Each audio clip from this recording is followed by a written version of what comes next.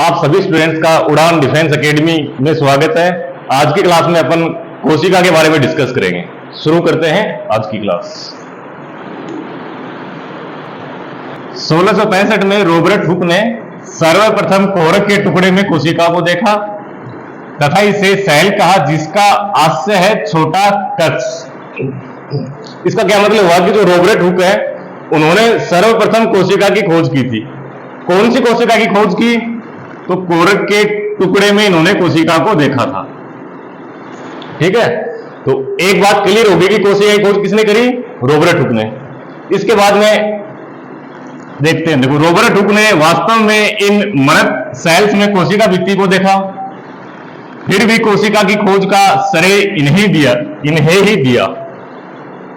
यानी Robert Hooke ने सर्वप्रथम जिस कोशिका की खोज की थी वो कोशिका कैसी थी? मृत कोशिका थी। ठीक है यहां तक। इसके बाद में देखते हैं अपन ल्यूवेनहोक ने सर्वप्रथम जीवित कोशिका को देखा। अब जीवित कोशिका के रूप में ल्यूवेनहोक ने जिसको देखा वो कौन कौन से हैं? जैसे आरबीसी, बैक्टीरिया या जीवाणु तथा स्पर्म को देखा। यानी कि ल्यूवेनहोक ने तो जीवित कोशिका को देखा था या जीवित कोशिका की खोज की थी। जीवित कोशिका के रूप में इन्होंने आरबीसी को देखा। आरबीसी कहां पाई जाती है? अपने रक्त में पाई जाती है। इसके अलावा इन्होंने जीवाणु को देखा और शुक्राणु को देखा। तो यहां पे दो चीजें क्लियर होती हैं। एक चीज पहली वाली ये है कि मृत कोशिका की खोज किसने करी? तो रॉबर्ट हुक ने। यदि अपन बात करें जीवित कोशिका की खोज किसने करी? तो ल्यूवेनहोक ने। रॉबर्ट ब्राउन ने आर्किड की जड़ों में सर्वप्रथम केंद्रक को देखा। यदि अपन कोशिका के डायग्राम से डिस्कस करें तो कोशिका के मध्य में केंद्रक होता है। कोशिका में अगर सबसे बाहर की तरफ अपन बात करें तो सबसे बाहर कोशिका भित्ति,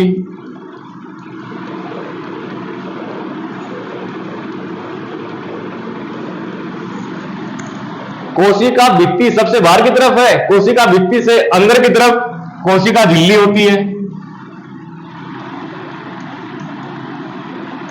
कोशिका झिल्ली,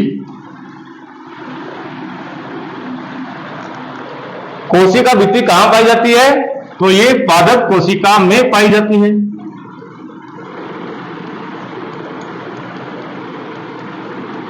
पादप कोशिका में पाई जाती है। पादप कोशिका में कोशिका भित्ति किससे निर्मित होती है? तो यह सेल्यूलोज से निर्मित होती है। यह बात होगी कोशिका भित्ति की। कोशिका झिल्ली कोशिका भित्ति से अंदर की तरफ है। सबसे सेंटर में कोशिका के केंद्र में क्या पाया जाता है? केंद्रक पाया जाता है। केंद्रक की खोज किसने की? रॉबर्ट ब्राउन ने की। इसके बाद में देखो 1838 में स्वीडन में स्वान ने कोशिका सिद्धांत प्रस्तुत किया था। यानी कि कोशिका सिद्धांत का प्रतिपादन किसने किया? तो स्वीडन में स्वान ने। अब देखो जो कोशिका सिद्धांत है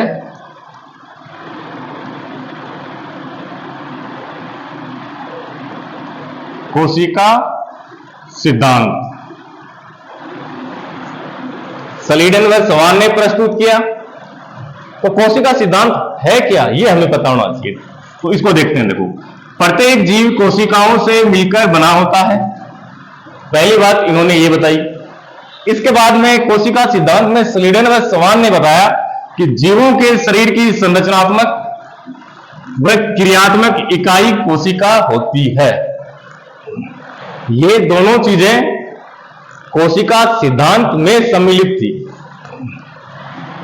इसके बाद में 1855 में रुडोल्फ विर्चो ने बताया कि नई कोशिकाओं की उत्पत्ति पूर्ववर्ती कोशिकाओं से होती है।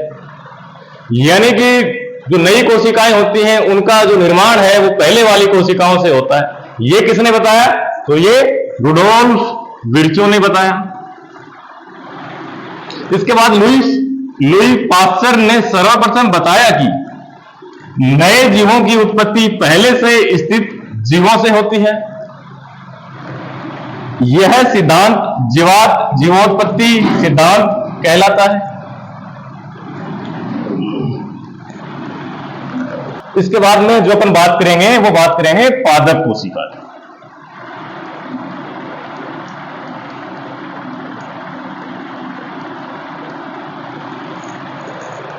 ये पादप कोशिका है क्योंकि इसमें क्या उपस्थित है? कोशिका भित्ति उपस्थित है। कोशिका भित्ति केवल पादप कोशिका में ही पाई जाती है, जंतु कोशिका में कोशिका भित्ति अनुपस्थित होती है। तो अपन पादप कोशिका की बात कर रहे हैं। इसमें देखो ये हरित लवक है। हरित लवक क्या है? ये कोशिकांग है।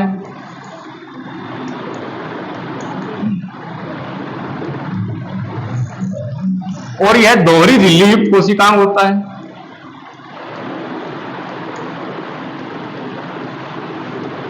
दोहरी झिल्ली युक्त कोशिकांग होता है। इसमें क्या उपस्थित होता है? क्लोरोफिल या पर्णहरित। और यह प्रकाश संश्लेषण की प्रोसेस को संपन्न करता है। प्रकाश संश्लेषण की प्रक्रिया को संपन्न करता है।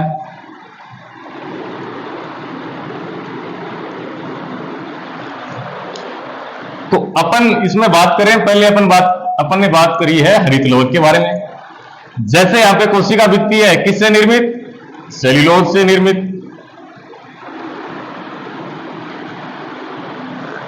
कोशिका भित्ति से अंदर की तरफ क्या उपस्थित है? प्लाज्मा झिल्ली उपस्थित है। प्लाज्मा झिल्ली। कोशिका में जो प्लाज्मा झिल्ली होती है वो लिपिड और प्रोटीन से निर्मित होती है। लिपिड और प्रोटीन से निर्मित होती है। इसके अलावा अपन बात करें तो कोशिका में कोशिका द्रव्य उपस्थित होता है। कोशिका द्रव्य में विभिन्न प्रकार के कोशिकांग पाए जाते हैं। कोशिकांग उपस्थित होते हैं। जैसे अपन ने बात करी है हरित लवक है, ये दोहरी झिल्ली युक्त कोशिकांग होता है। इसके अलावा भी और भी बहुत सारे कोशिकांग पाए जाते हैं, जैसे राइबोसोम। पादप कोशिका में जो राइबोसोम होता है वो एटीएस प्रकार का होता है। राइबोसोम का कार्य क्या होता है? इसके कार्य की अपन बात करें तो यह प्रोटीन संश्लेषण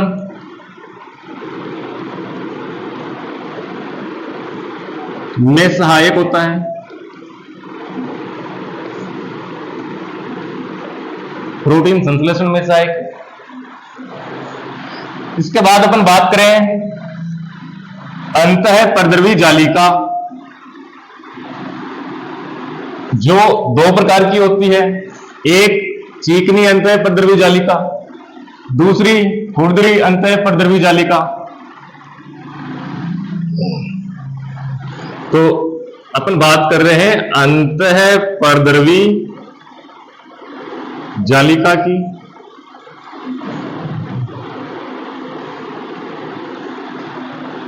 तो अंतःपरद्रवी जालिका जो है वो एकल झिल्ली युक्त कोशिकांग होता है। कोशिका में अंतःपरद्रवी जालिका कहां उपस्थित होती है, इसकी अपन बात करें तो यह कोशिका द्रव्य में उपस्थित होता है। कोशिका गर्भ में उपस्थित होता है। अपन बात करें खुरदरी अंतःपरद्रव्य जालिका के बारे में, तो खुरदरी अंतःपरद्रव्य जालिका में बिंदुनुमा संरचनाएं पाई जाती हैं। इन बिंदुनुमा संरचना को अपन राइबोसोम कहते हैं।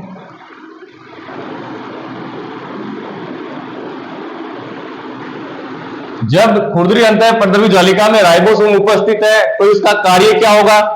अपने आप अभी पढ़ा है, राइबोसोम का कार्य क्या? प्रोटीन संश्लेषण में सहायक है। तो यहां भी इसका कार्य क्या हो जाएगा? प्रोटीन संश्लेषण में सहायक है।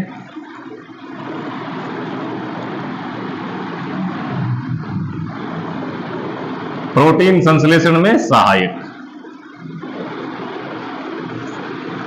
इसी प्रकार अपन इसके दूसरे टाइप की बात करें तो ये है चिकनी अंतःपरद्रव्य जालिका। इसमें क्या है कि जो राइबोसोम होते हैं, जो राइबोसोम एब्सेंट होते हैं, अनुपस्थित होते हैं।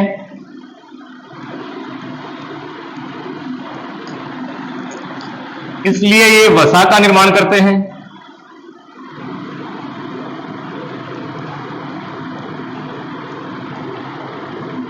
वसा का निर्माण।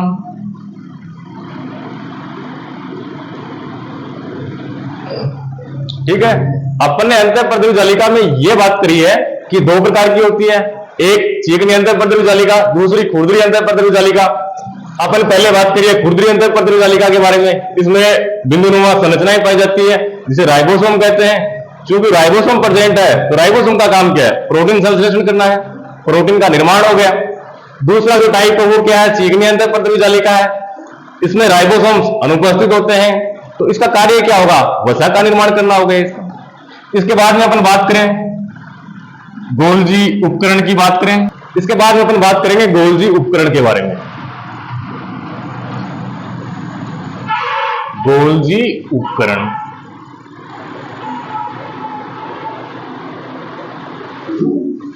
गोल्जी उपकरण भी कोशिका द्रव्य में उपस्थित होता है। कोशिका द्रव्य में उपस्थित। इसके बाद में बात करें तो ये एकल झिल्ली युक्त कोशिकांग होता है।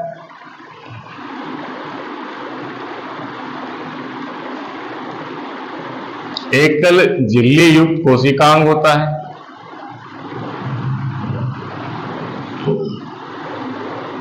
इसके अलावा इसके कार्य की बात करें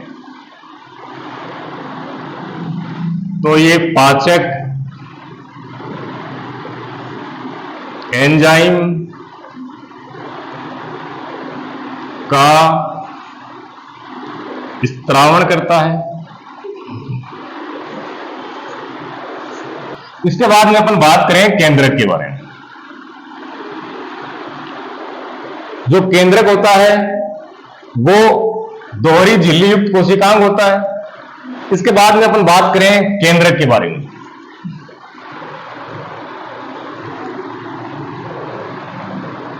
केंद्रक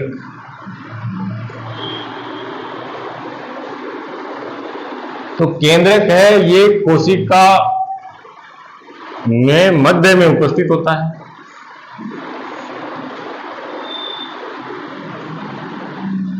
दूसरी इसकी बात करें तो ये दोहरी झिल्ली युक्त होता है।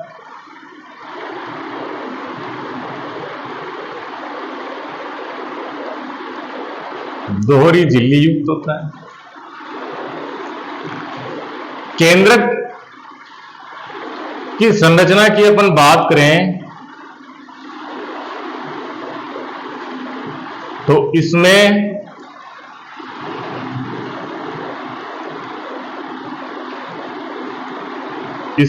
केंद्रक द्रव्य उपस्थित होता है।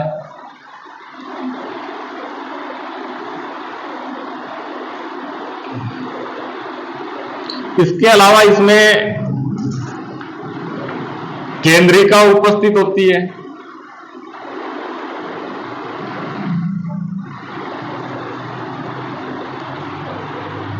केंद्रक में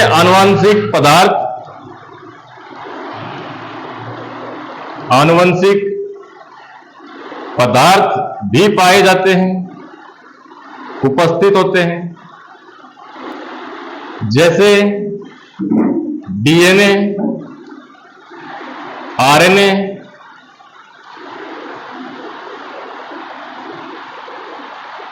इनमें उपस्थित होते हैं। इसके बाद अगले कोशिकांग की अपन बात करें तो है माइटोकॉन्ड्रिया। माइटोकॉन्ड्रिया को क्या कहते हैं? कोशिका का शक्ति गृह कहते हैं। इसके बाद अपन माइटोकॉन्ड्रिया की बात करते हैं।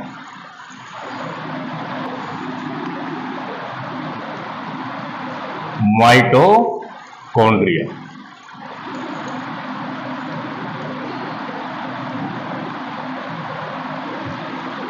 तो जो माइटोकॉन्ड्रिया है ये कोशिका द्रव्य में उपस्थित होता है। कोशिका द्रव्य में उपस्थित यह दोहरी झिल्ली कोशिकांग होता है। दोहरी झिल्ली युक्त कोशिकांग होता है।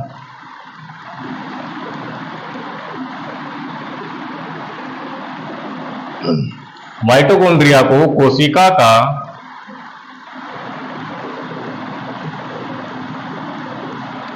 शक्ति गृह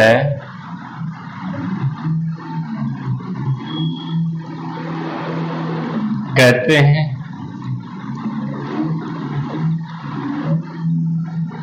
और माइटोकॉन्ड्रिया की आंतरिक झिल्ली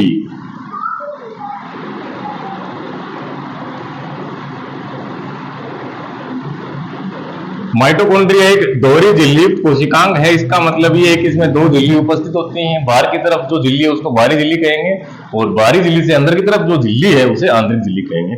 तो आंतरिक झिल्ली में F1 कण उपस्थित होते हैं। इन F1 कण में ऑक्सीकारी एंजाइम्स पाए जाते हैं।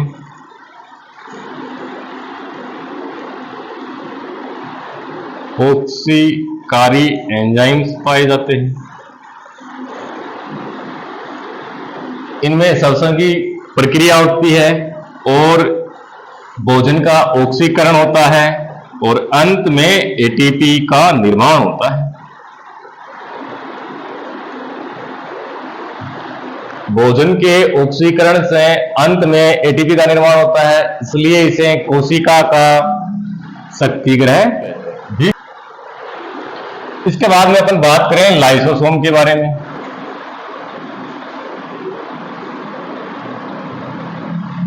लाइसोसोम तो लाइसोसोम में एक कोशिका द्रव्य में उपस्थित कोशिका द्रव्य में उपस्थित होता है। यह एकल झिल्ली युक्त कोशिकांग होता है। एकल झिल्ली युक्त कोशिकांग होता है।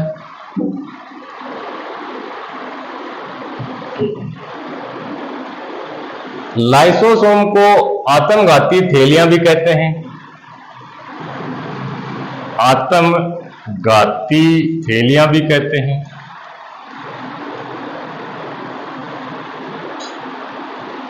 इनमें हाइड्रोलाइटिक एंजाइम या जल अपघटनीय एंजाइम पाए जाते हैं।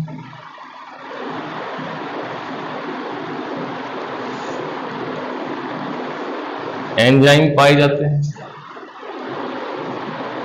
जब कोशिका निष्क्रिय होती है, कोशिका निष्क्रिय होती है तो इसको नष्ट करने का कार्य करता है।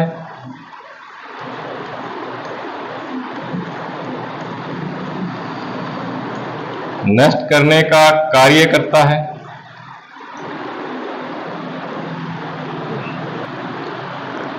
तो इस प्रकार से अपन ने कोशिका की संरचना के बारे में डिस्कस किया। इनमें विभिन्न प्रकार के कोशिकांग थे, उनके बारे में डिस्कस किया। इसके बाद में बात करते हैं अपन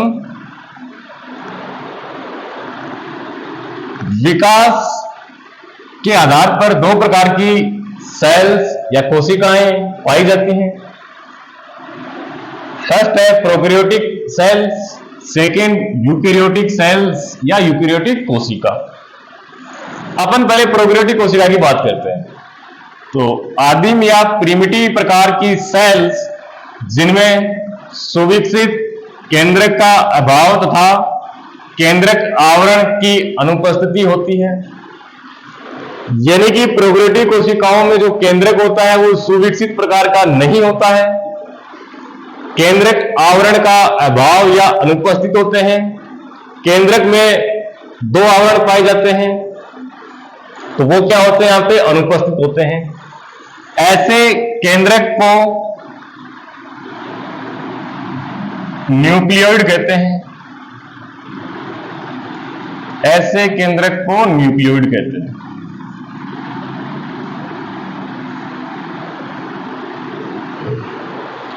इसके अलावा अपन प्रोकैरियोटिक कोशिकाओं की बात करें तो प्रोकैरियोटिक कोशिकाओं में सत्य केंद्रक नहीं होता है, क्योंकि इसमें केंद्रक आवरण अनुपस्थित होते हैं, इसलिए इसको सत्य केंद्रक नहीं कहेंगे। इसके अलावा अपन बात करें तो इसमें फ्लैजिला पाए जाते हैं। ये वाली संरचना, फ्लैजिला का कार्य होता है गमन में सहायक। गमन में सहायक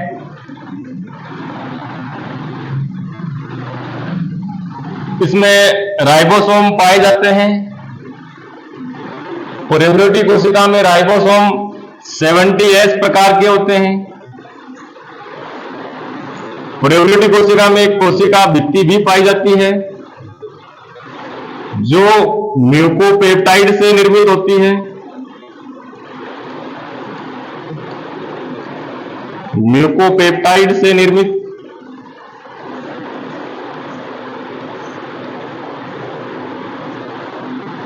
इसके अलावा इसमें प्लाज्मा झिल्ली भी पाई जाती है जो लिपिड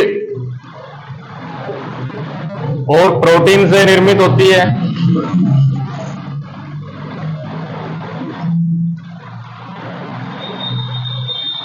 इसलिए इसको लिपोप्रोटीन से निर्मित भी कहते हैं, लिपोप्रोटीन। इसके अलावा इसमें मेसोसोम पाए जाते हैं। मेसोसोम श्वसन में सहायक होते हैं।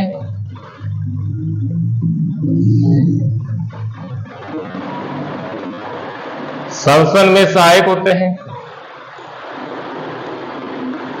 इसके अलावा इसमें जीवद्रव्य पाया जाता है। तो ये बात हुई प्रोकैरियोटिक कोशिका के बाद में अपन बात करते हैं यूकैरियोटिक कोशिका की। तो यूकैरियोटिक कोशिका की बात करें, विकसित प्रकार के सेल्स जिनमें सुविकसित केंद्रक पाया जाता है तथा इनके चारों ओर केंद्रक आवरण भी उपस्थित होता है। तो ये यूकैरियोटिक कोशिका का डायग्राम है।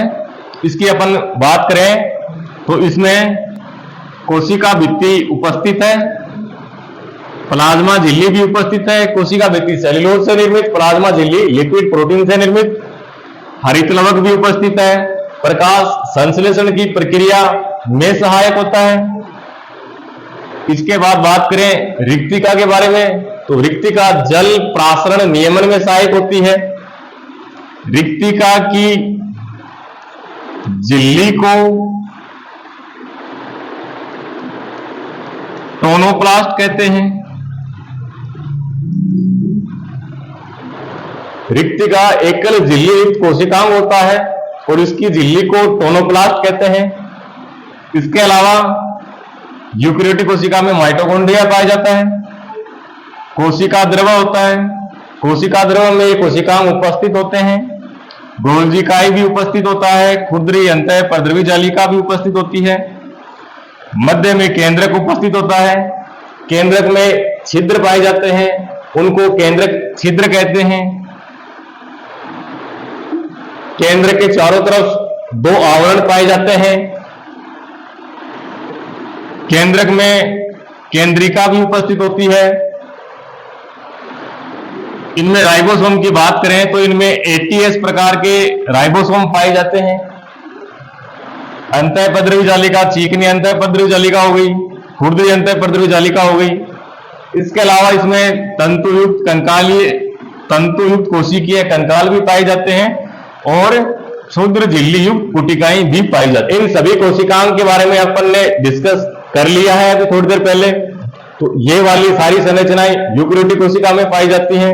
इसके अलावा अपन बात करें कि प्रोकैरियोटिक कोशिका है वो किन में पाई जाती है, तो इसका जो उदाहरण है प्रोकैरियोटिक कोशिका का, जैसे जीवाणु, ठीक है। इनकी बात करें यूकेरियोटिक कोशिका की, कि यूकेरियोटिक कोशिका है वो किन में पाई जाती है, तो यूकेरियोटिक कोशिका पादप कोशिका में उपस्थित होती है। इसके अलावा जंतु कोशिका में भी उपस्थित होती है।